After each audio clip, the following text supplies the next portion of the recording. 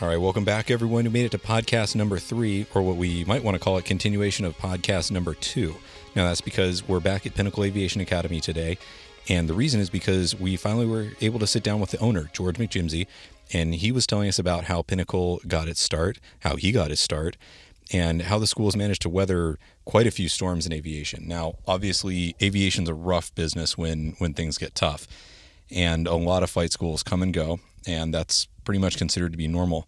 But what they've managed to do here is weather 2 major economic cycles and managed to be surprisingly successful in that time. Now, part of the reason is because the owner of the school, George, has as much of a passion for business as he has for aviation. And that's kind of one of the points I want to get across with this podcast, I think, is we all get so sort of snake charmed into flying and how great it is. And that's fine because it really is. But we sometimes forget about the business aspect of things and how things get paid for, because we all know how expensive aviation can be. So George is going to tell us about what he's done over the years to keep the school in business, and how his actions and how his passion for aviation and business have kept the school successful over 2 decades. Now, he also is going to talk a little bit more about the cadet program that we discussed in the last podcast with Envoy, and how sometimes it just came down to injecting personal money into the business to keep the place afloat. Now, in these first couple podcasts, the theme I want to have is really getting started, because that's what we're doing here in the podcast, is we're getting started. But if you're the type of person who's getting started in aviation, I'm sure you're getting hit with all sorts of options of how to train, where to train, when to train, and so forth. So what I want to do is provide information for you to help make a good choice. Now, you can obviously choose a huge flight school like a pilot factory type. You can choose a small or medium-sized flight school. You could choose a flying club. And in the next few podcasts, we're going to sit down with people from those types of schools so that we can explore those options further. Today, though, we have George, and he agreed to sit down with us and tell us about his personal history in aviation, how he got involved, and how he also developed his business acumen outside of aviation before he came back and started a successful flight school. So now, let's jump into the interview.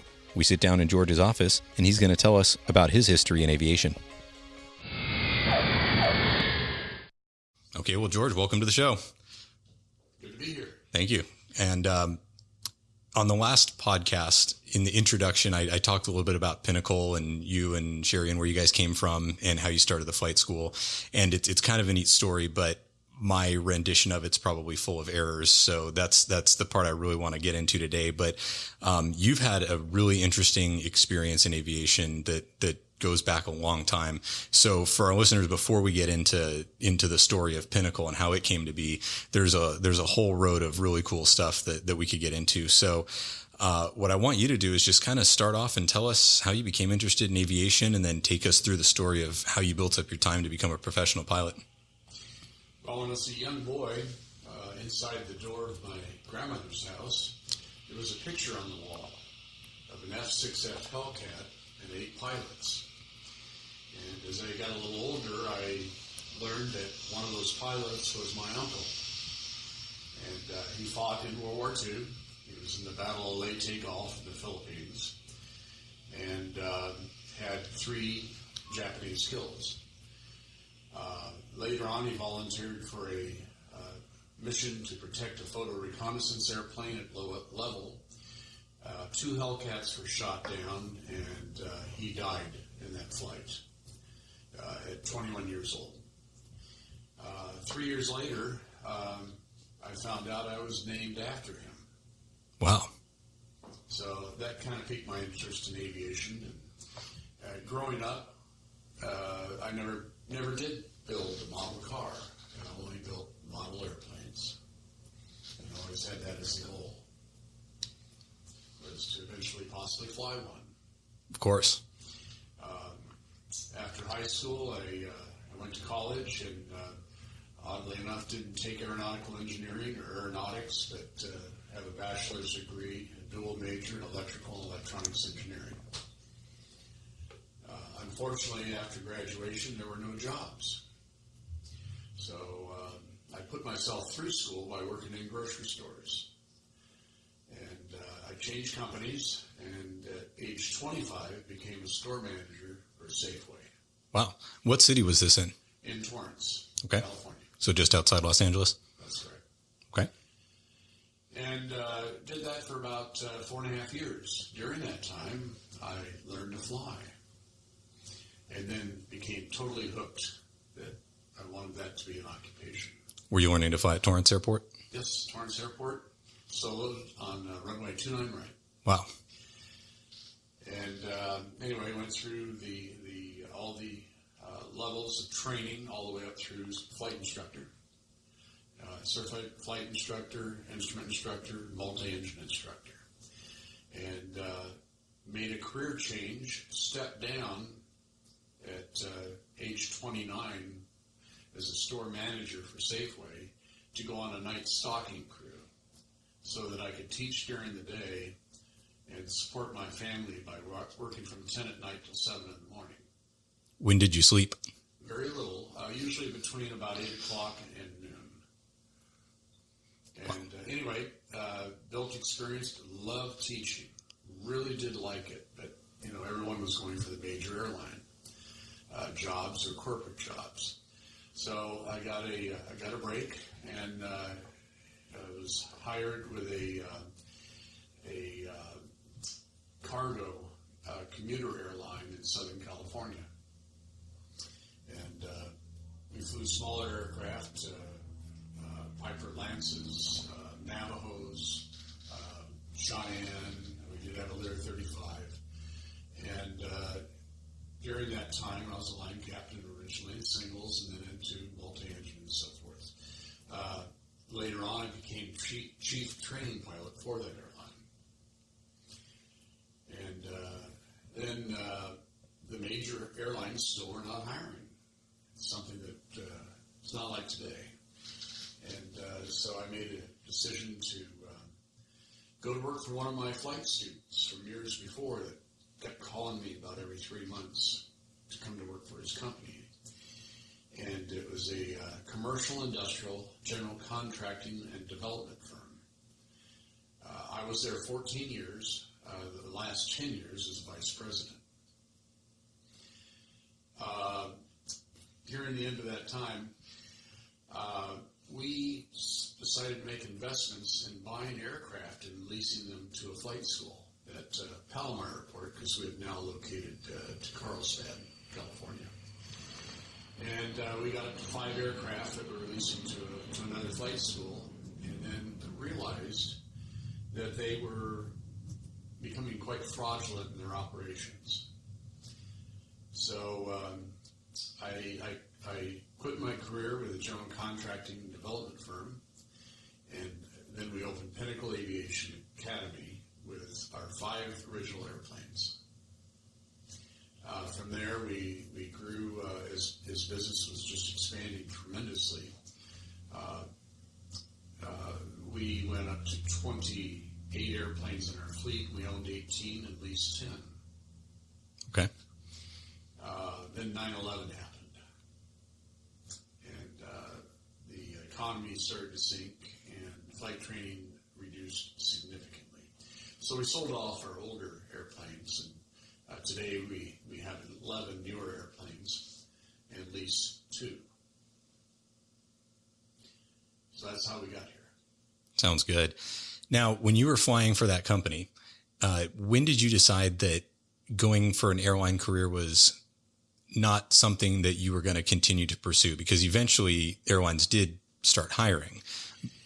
Well, the applications were out, but there was no response. And I felt I was very qualified to be an airline pilot. I had a Bachelor of Science degree again in electrical and electronics engineering. I had a lot of flight time. I was chief training pilot for a regional carrier and still could not get hired to the major airlines. Yeah, that seems qualified to me. What type of aircraft were you flying for that company? We were flying everything from the single-engine Pipers, Lances, to Navajos, to Cheyenne, to Lear 35. Okay. And then when you moved on later with the when you were hired by one of your students, what type of aircraft did you fly there? Well, I wasn't really hired to fly an aircraft. Oh, okay. I understand. I was hired to be an assistant project manager And to ultimately, I was a project manager, then I became a director of business development, and then vice president of business development with the carrier. Okay. We did have aircraft in the company, and I guess the fun thing was about 2 or 3% of my time was involved in flying them. We started with an A-36 Bonanza. Then the company bought a brand new 414, and then shortly after that, we bought a fairly new, used Cessna 425 Conquest 1. Okay. What types of routes would you fly that on, like distance-wise? Was it all just kind of jumping around to different projects, or did you actually go on longer trips with it? We did both, yes. We had a project in Colorado, which we were going there quite often. But we did have other trips. We were all over the United States, the East Coast, down into Mexico. That was mainly fishing trips. And it was a unique flying because we were landing on dirt strips, sometimes only a few thousand feet long, in a turboprop aircraft. We also went up into British Columbia on several occasions to a sod strip up there, 4,000 foot long, 4,000 elevation, on a lake with a lodge in that location. So there's some unique places we went to, but then we were also in international airports, Vancouver and Los Angeles and various other larger airports too. Sure. And then tell us about your time instructing with a Conquest. Well, when I decided to open Pinnacle, we also were involved with a company that was doing initial and recurrent training for insurance purposes in Conquest 1s and 2s. My primary experience was in Conquest 1, so we had a unique program that competed with the fixed-based training simulator companies. We would train in the actual airplane with a mock-up annunciator panel that the instructor pilot could simply select the emergency we wanted, and we just did it in the customer's airplane. We also had a computer animated ground school on our laptop that we brought to class. So we traveled throughout the country and flew at the customer's, or trained at the customer's location. Wow. So has that company gone on and continued to bigger and better things, or what happened to that company? Yes, I left the company when we opened Pinnacle and just became too busy to stay there.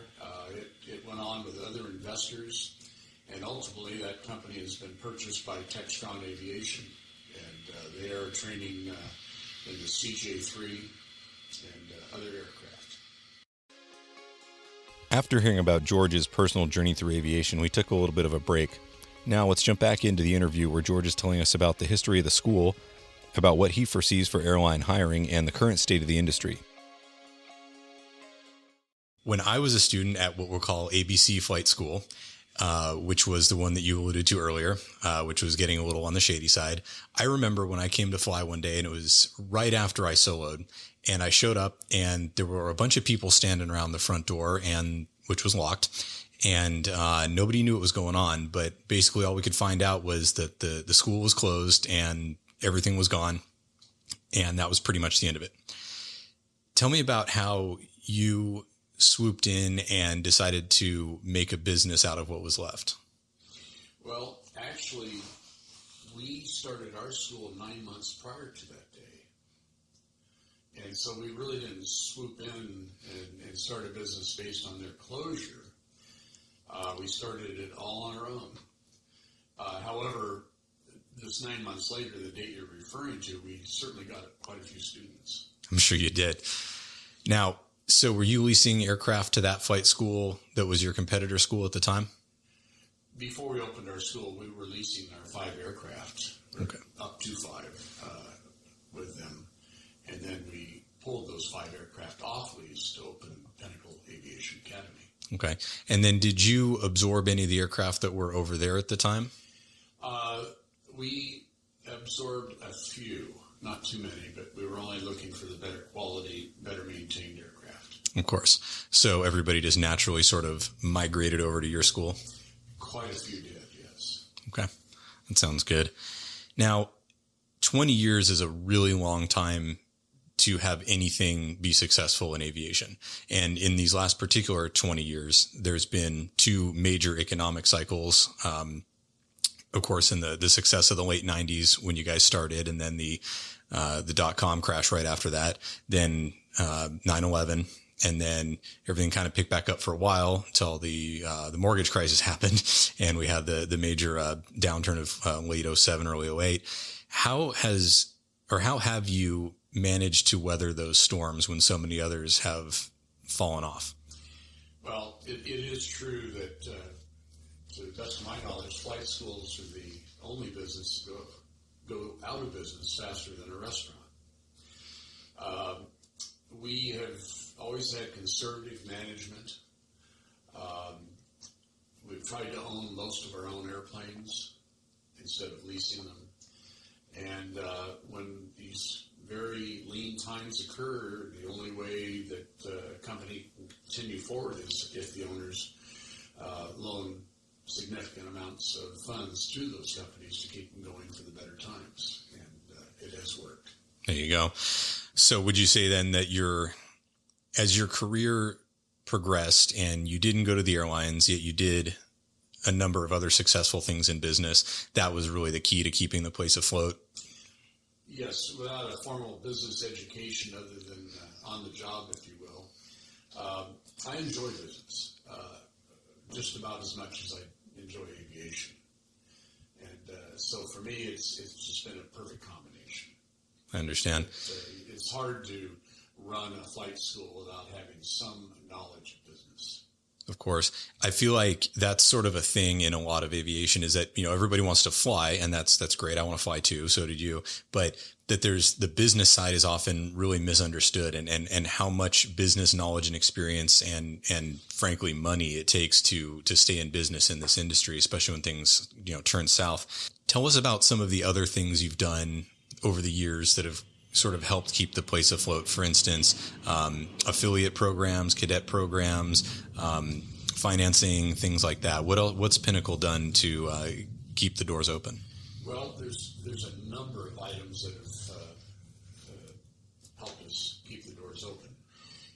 Initially, we started as a Part 61 school, but within 4 weeks, we became an FAA-approved flight training school. After we were open for about 1 year, with the closure of Aviation, we became a Cessna Pilot Center. At the same time, the maintenance shop that we had invested in as a partner years before became a Cessna Warranty Service Station. It was also an FAA-approved facility, repair station, under Part 145 of the regulations. So we were building credibility through our approvals through Cessna and through the FAA. We picked up laser grade testing so that our students didn't have to go somewhere else to take the written test. We also became VA approved, so at least as the VA says it, we're approved for training veterans, and we do a fair amount of that. We became CVIS approved, which gives us the opportunity to train international students. However, that's not a primary part of our business, but we enjoy having a small percentage of our students from around the world. After that, we became a partner with SkyWest Airlines that brought us an opportunity to introduce our instructors to their hiring group. After that, we became a flight training affiliate with Liberty University School of Aeronautics. They have a wonderful program. Their campus, which is gorgeous, is in Lynchburg, Virginia. And the trouble is they can't train all their students in Virginia. So they set up a program where you can have your lectures online and then complete your labs or flight training at the local flight training affiliate. So we became one of their first 10 flight training affiliates. Now they're up to about almost 50 throughout the country. After that occurred, we then met up with Envoy Air, which is a regional airline in the American Airlines group. And they have a very interesting program to assist flight instructors and schools in training new pilots to move on to the airlines. Once an instructor is hired at Pinnacle and achieves 500 hours, they can then be hired directly by Envoy Air while still working at Pinnacle Aviation Academy. The benefit to the instructor is they are hired by the airline. They have full airline benefits, meaning medical, dental, vision, so forth there, plus travel benefits on Envoy Air and American Airlines, while still instructing at Pinnacle. They also provide the instructor with a tuition reimbursement program that can amount up to $5,000. And then once they reach the ATP minimums, or 1,500 hours, they then go into training classes with Envoy. At that point, they have a very generous signing bonus, which can also help offset the previous training cost to those instructors. The seamless program they have is once they're a pilot at Envoy Air, as more pilots are needed at American Airlines, there's automatic flow up to American without further interview. So this has been a fantastic partnership, if you will, in that we can bring a student into Pinnacle Aviation Academy and there's a direct flow to becoming a senior captain at American Airlines. We're in an incredible period of time as it relates to aviation. I have flown for over 40 years. I have never seen the opportunities that are available for young people today as a pilot for a airline or for corporate and many other endeavors. It's incredible. It's brought to us by the fact that so many pilots are retiring from the airlines due to their age. It was a growth from the maximum age of 60 years to 65 years. And we're convinced that this is going to pilots over the next 15 years plus that will be retiring. In the case of American Airlines, and also the Delta, in the coming years, too, we're going to be retiring 2 pilots every day per airline. So, unlike a lot of other education opportunities, this opportunity is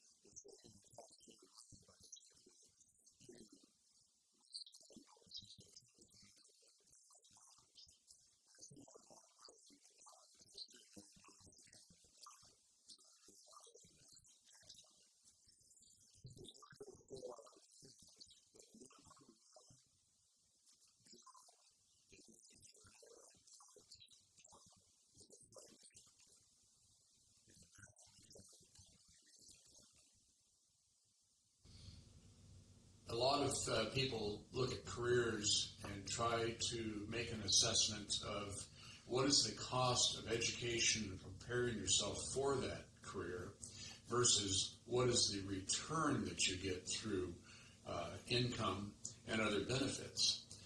And USA Today, several years ago, put out an article indicating that the person trained to become an airline pilot had the highest return on investment.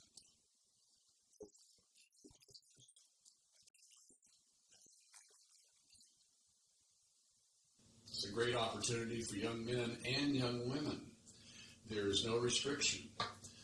And they are looking, the airlines.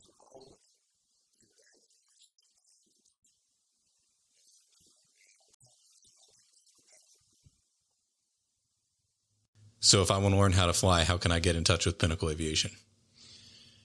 Go to our website, pinnacleacademy.com, or give us a call at 760-929-1009. Sounds good.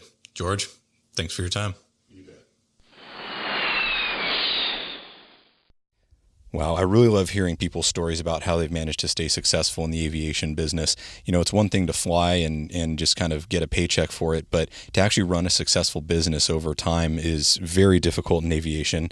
And George made the joke about the only thing that goes out of business faster than a restaurant. And you know, it's not really a joke. That is true. There are a lot of operations that just come and go because people haven't really grasped how difficult it is to stay in business when things get tough in aviation. So special thanks to George and the whole Pinnacle crew for letting us in and helping us record these last couple of podcasts. Now, at the end of each show, I want to start doing a question and answer time, feedback time, and that's where I need your help. If you guys can send me any questions you'd like to be answered by me or other pilots or controllers, let me know. If you want to share something on our social media, let me know. Go ahead and submit it, and I'll get it up there. And I really just want to hear constructive criticism and your feedback about the show. So if you have suggestions for new show topics or individuals you'd like me to interview, social media you want me to share, let me know. You can get in touch with me again through the website, through the Facebook page, or you can just send me an email directly. The website, of course, is podcastingonaplane.com. And if you're liking what you're hearing, the best way to keep up, of course, is to subscribe, and you can do that through iTunes, or you can check us out on shoutengine.com. That's where this podcast lives. Now, subscriptions and ratings are how iTunes ranks its podcast, so I ask that you please, please, please subscribe and give us a rating, and that'll help me give you the best content. Well, that's all for now. Thanks so much for listening. Your frequency change is approved until next time, and report back on this frequency for the next episode. Good day.